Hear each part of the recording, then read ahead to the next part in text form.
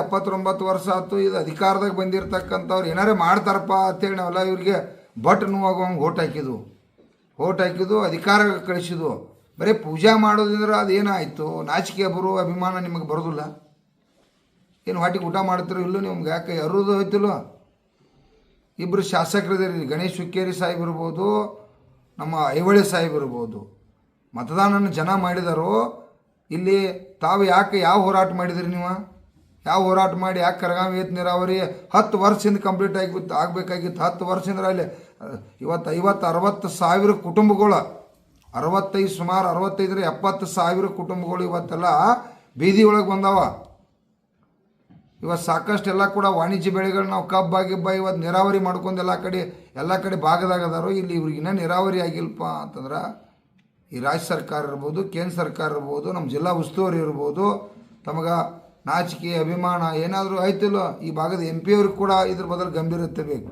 ಅದಕ್ಕಾಗಿ ಇದೇ ಬರ್ತಕ್ಕಂಥ 4ನೇ ತಾರೀಕು ನಾವು ಸುಮಾರು ಒಂದು 50,000 ಜನ ಕರಗಾಮ ಏತ ನೀರಾವರಿ ಇರ್ಬೋದು, ಹನುಮಾನ್ ಏತ ನೀರಾವರಿ ಇರ್ಬೋದು, ರೈತರು ಸೇರಬೇಕು.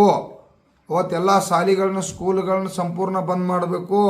ಇಡೀ ನನ್ನ ರೈತ ತಾಯಂದಿರು, ರೈತರ ಮಕ್ಕಳು ಪಕ್ಷಾತೀತವಾಗಿ ಇವತ್ತು ನಮ್ಮ ಶಶಿಕಾಂತ್ ಗುರೂಜಿಯವರ ನೇತೃತ್ವದಾಗ ನಾವು ಇವತ್ತೊಂದು 50-60 ಸಾವಿರ ಜನ ಸೇರ್ಬೇಕಂತೇಳಿ ಇವತ್ತು ಕರ್ನಾಟಕ ರಾಜ್ಯ ರೈತ ಸಂಘ ನಿರ್ಣಯ ಮಾಡಿದ್ದೀವಿ.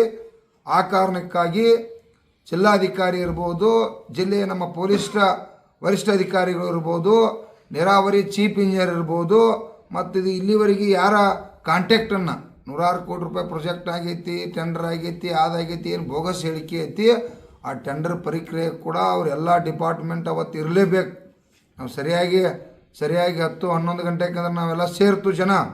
ನೀವೆಲ್ಲ 12 ಗಂಟೆಕಂದ್ರೆ ಅಲ್ಲಿ ಬಂದು ನಮ್ಗೆ ಮುಂಚೆ ನಿಂತ್ಕೋಬೇಕು. ನಿಮ್ಮ ಜವಾಬ್ದಾರಿ ಐತಿ. ಈ 2 ಭಾಗದ ಶಾಸಕರು ಕೂಡ ಐಹೊಳೆ ಸಾಹೇಬ್ ಇರ್ಬೋದು, ಗಣೇಶ್ ಹುಕ್ಕೇರಿ ಇರ್ಬೋದು, ನಮ್ಮ MP ಅವರು ಕೂಡ ಅಲ್ಲಿ ಬಂದು ನಾವು ಬರೋಕ್ಕಿಂತ ಮುಂಚೆ ಬಂದು ನೀವು ನಿಂತ್ಕೊಂಡು ಆ ಸಮಸ್ಯೆ ಬದಲು ಗಂಭೀರವಾಗಿ ಚರ್ಚೆ ಮಾಡಿ, ಬರೀ ನಾವಲ್ಲಿ ನೀವು ಕೇಳಿಕೆಗೆ ಬರತ್ತಿಲ್ಲ. ಆ ಪ್ರಾಜೆಕ್ಟ್ದ ಟೋಟಲ್ 500 ಕೋಟಿ ರೂಪಾಯಿದ ಬಜೆಟ್ ತೊಗೊಂಬರ್ಬೇಕು. ಆಚೆ ಕಡೆ 3,500 ಕೋಟಿ ರೂಪಾಯಿದ ಎಸ್ಟಿಮೇಟ್ ತೊಗೊಂಬರ್ಬೇಕು. ನಮಗೆ ಎಸ್ಟಿಮೇಟ್ ತೊಗೊಂಡು ಏನು ಕೆಲಸ ಮಾಡಿರಿ, ಇನ್ನು 2 ದಿವ್ಸನಾಗ ಕೆಲಸ ಬಗೆಹರಿಸ್ತೀರಿ, ಏನು 2 ದಿವ್ಸನಾಗ ಬಗೆಹರಿಸ್ತಿರೋ, 10 ದಿವ್ಸನಾಗ ಬಗೆಹರಿಸ್ತಿರೋ, ಏನು ಅನ್ನುವಂಥದ್ದನ್ನು ನಿಖರವಾಗಿ ಮಾಡ್ಕೊಂಡು ಹೋಗೋಕ್ಕಾಗಿ ನಾವು ಸುಮಾರು 50,000 ಜನ ಬರತ್ತು. ನೀವೇನಾದರೂ ಉಡಾಪೆತನ ಮಾಡಿ ಇವರು ಸೊಬಗೆ ಹೇಳಿ ಹೋಗ್ತಾರಲ್ಲ, ನಮ್ಮ ಮನ್ಯಾಗ ಸಣ್ಣ ಮಕ್ಕಳನ್ನ ಕೂಡ ಕರ್ಕೊಂಬರತ್ತು. ನಮಗೆ ನೀರು ಬೇಕು, ಮಾಡಲೇಬೇಕು. 10 ವರ್ಷ 20 ವರ್ಷ ಸುಳ್ಳು ಹೇಳಕ್ಕ ಇದೇನ ಹಿಟ್ಲರ್ ಆಡಳಿತ ಅಲ್ಲ, ಇದು ಪ್ರಜಾಪ್ರಭುತ್ವ ಐತಿ.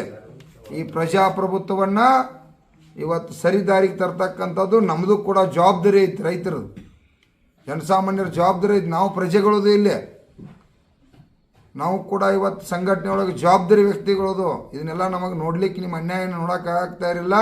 ತಾವು ತಕ್ಷಣ ಜಿಲ್ಲಾಡಳಿತ ಎಚ್ಚೊತ್ತ, ಇವತ್ತು ಶಾಸಕರು ಎಚ್ಚೊತ್ತ, ಚೀಫ್ ಇಂಜಿನಿಯರ್ ಎಚ್ಚೊತ್ತ, ಇವತ್ತು DK ಶಿವಕುಮಾರ್ ಇವತ್ತೇನ ತಾವು ಕುರ್ಚಿಗಾಗಿ ಅಧಿಕಾರಕ್ಕಾಗಿ ಬಡದಾಡತ್ತೀರಿ. ಕರಗಾಮ ಏತ ನೀರಾವರಿ 10 ವರ್ಷ ಆಯ್ತು, ಇಲ್ಲಿ ನೀರಾವರಿ ಚಾಲೂ ಆಗಿಲ್ಲ, ಹನುಮಾನ್ ನೀರಾವರಿ ಚಾಲೂ ಆಗಿಲ್ಲ. ಈ ಕುಟುಂಬಗಳ 65 ಸಾವಿರ ಕುಟುಂಬಗಳು ಬೀದಿ ಒಳಗದಾವು.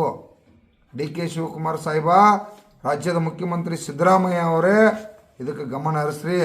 ಹಿರಿಯರಾಗಿರ್ತಕ್ಕಂಥ ನಮ್ಮ ಪ್ರಕಾಶ್ ಹುಕ್ಕೇರಿ ಸಾಹೇಬರು ಕೂಡ